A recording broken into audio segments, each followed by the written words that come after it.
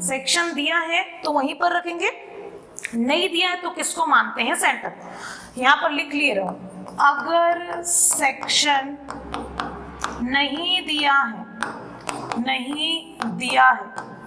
तो centre of span को section मानते हैं। ठीक, इसको नोट कर लिए रहो, ये एक इंपॉर्टेंट नोट पॉइंट।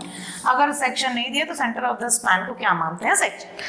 अभी सेक्शन दिया, अब इसमें क्या बोलता है कि आपका लोड छोटा है और बीम का स्पैन बड़ा है, तो इसमें लोड को कैसे रखोगे तो उसका मैक्सिमम असर पड़े।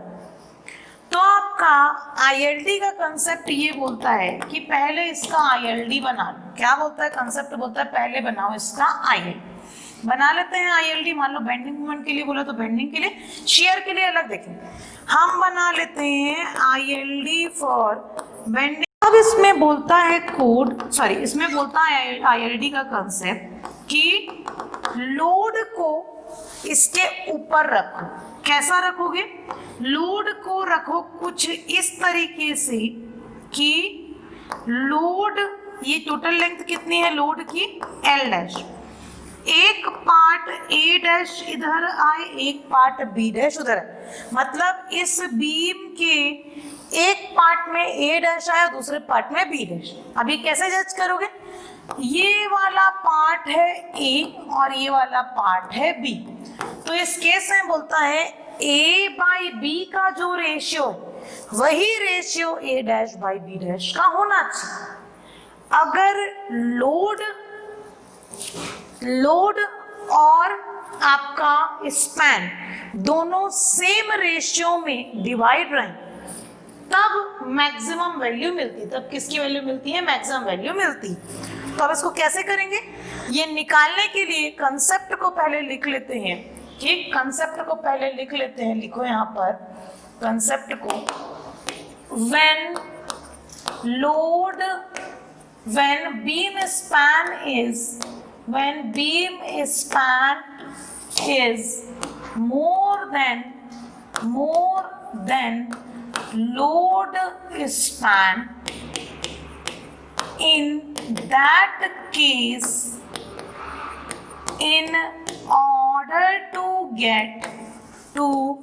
get maximum bending moment, the beam span ratio should be equal to load span ratio, या ये बोल सकते हैं बीम जिस रेशियो में है उसी रेशियो में आपका लोड स्पैन भी होना चाहिए। तो आप इसको कैसे करेंगे, इसको करने के लिए आपका यहाँ पर लिखेंगे, इसको लिखेंगे बीम स्पैन कितना था, बीम स्पैन था A बाई B और ये है आपका बीम स्पैन, ये क्या है आपका बीम स्पैन, और लोड स्पैन क्या हो जाएगा A dash by B dash. तो ये हो गया आपका लोड स्पैन।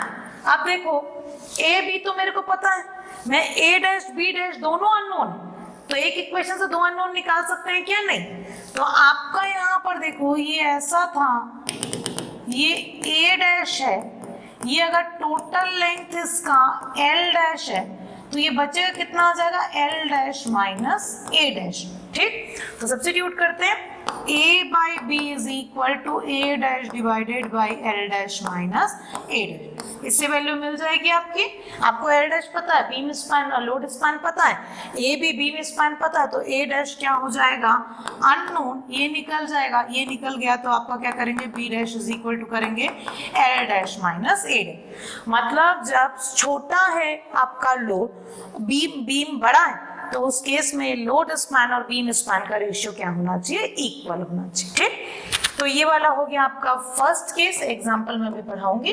ठीक, ये फर्स्ट केस हो गया। अब क्या करेंगे, जैसे ही हम इसको इक्वली ट्रांसफर कर दिए, तो ट्रांसफर करने के बाद या सब्स्टिट्यूट करने के बाद आप क्या करेंगे, ये पूरा एरिया जो है जिसको मैंने हैचिंग किया, ये एरिया निकाल लेंगे। This area is equal to क्या हो जाएगा, maximum bending moment. Maximum bending moment is equal to hatched या शेडेड एरिया इनटू, आपका ये लोड क्या था, यूडीएल, तो शेडेड एरिया इनटू यूडीएल, ये हो जाएगा आपका मैक्सिमम वैल्यू। ठीक, दिस इज